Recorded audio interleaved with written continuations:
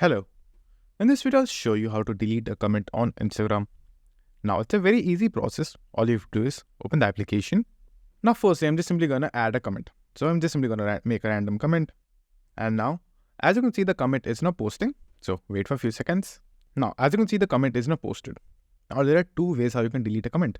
The first option is, if you instantly try to delete the comment, you will find the delete option right over here. All you have to do is just simply hold on to your comment for a few seconds and the delete option will pop up at the top.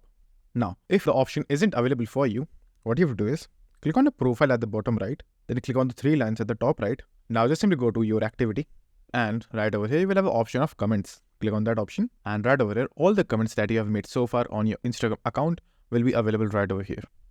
So to delete a singular comment, all you have to do is click on the select option at the top right. Then just simply select the circle which will appear in front of the comment, as you can see right over here.